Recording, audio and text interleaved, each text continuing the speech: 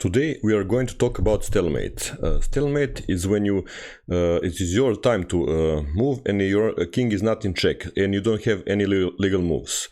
We have two beginners examples, we have two intermediate examples, and we'll have two advanced examples. We'll show with the basic. We have king and pawn endgame, and we'll see how can we force the stalemate with our king.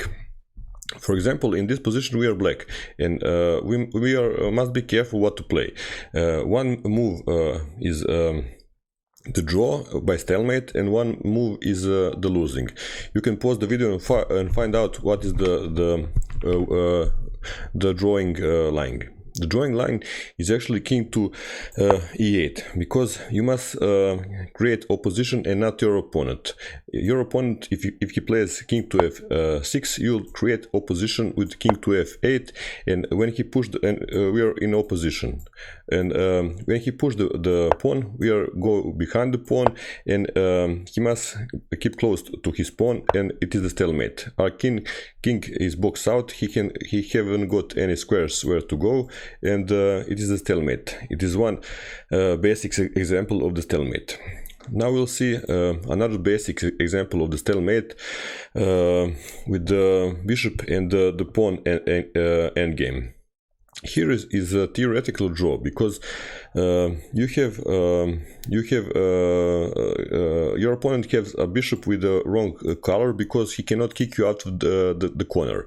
And no matter what your opponent does, you will keep hanging in this box, and it will be draw or stalemate. For example, if he tries to push, you will see what is the legal move here. You cannot legal move here, you cannot legal move here, so you must move here, and your opponent must go close to the pawn, and he go to h5. You go back in the corner, and your opponent cannot push the pawn because he would lose the pawn. So if he goes here, it is the stalemate. For example, you cannot play here, here, and here, and you don't have any legal moves. Maybe he try something like this, and you don't have this square available, you don't have this square available, but you will play king on g8. And he can push the pawn, but you can choose from these two squares what to play, and you go to the corner basically, and he can shuffle a little bit. You can go back and forward, and if he tries to make the progress with his king, that is it, the stalemate, because he cannot kick you out. He has the wrong colors bishop, and he cannot kick you out, and it is the stalemate. So you can force the stalemate with this tactic. Later we have intermediate stalemate tactic. This is the beautiful tactic. You're the white, and pawn goes down, and you're way down in material. But you can force the draw here. It is very beautiful stalemate. It is your turn to move and draw this position. Like you see, black is threatened to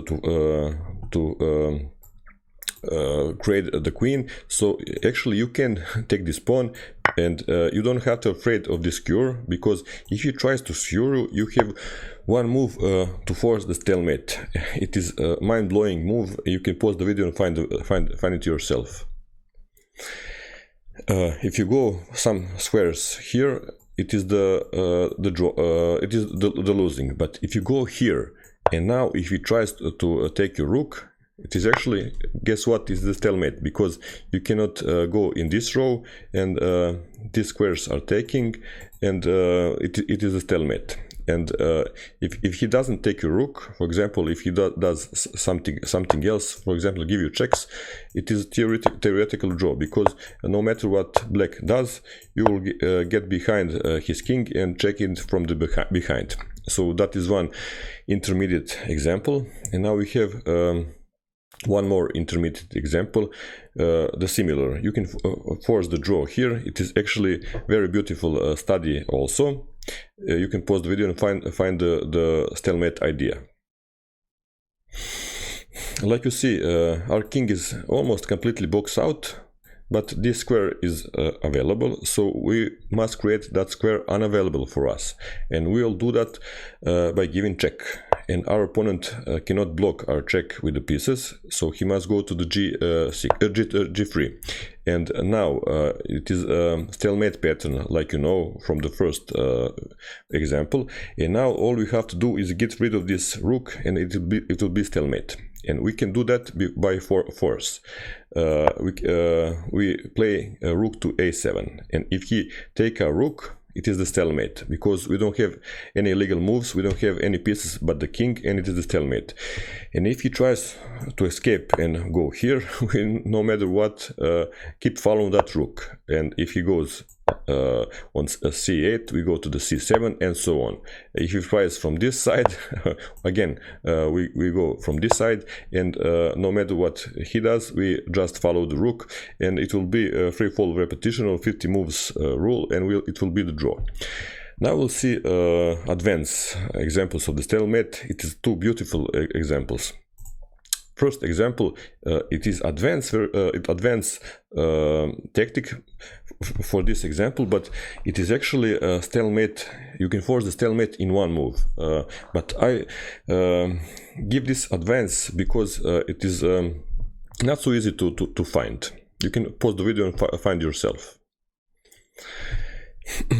Like you see, this queen is staring at this queen, and this king is defend this queen, and we have this tactic, which is king to a8, and now black is in something what is called the Zugzwang. It is his move to play, but all the moves are bad. He would like to take this queen, but if he take this queen, let's see, it is a stalemate, because black king haven't got any legal moves, and if he doesn't do that, if he don't have any good moves, he cannot push the pawn, and if he goes back with his king, he will lose the queen. So he is in Zugzwang, and he can choose to move the king anywhere and lose the game, or to stalemate you and to be the draw. Our next example is the similar. We are the white here, and we are way down in the material. Black pawns go down, and it is 2 squares from the promotion. And best we can do here is force a draw, and you can pause the video and find how you can force a draw. Like you see, this king is boxed out. He cannot move here from the pawn and the rook, and he cannot go here because of the rook. So all you have to do is get rid of this rook, and you can pause the video and find how you can do that. Actually, you can do that by giving checks. And if your opponent take your rook, it is the stalemate, and he can try to escape, but we follow the king. And if he tries again to escape, we follow the king. And no matter what your opponent does, we just follow the king, go back and forward, and when he decides to take our rook, it is the draw by stalemate. We can go here, for example, we follow the king, we can go here, but we cannot escape, and it will be the stalemate. So that is the 6th example, how you can stalemate your opponent, how you can force the stalemate for your opponent, and sometimes it is way satisfying to force a draw by this way than to win the game. That is it for today. I hope you enjoyed. See you next video. Bye.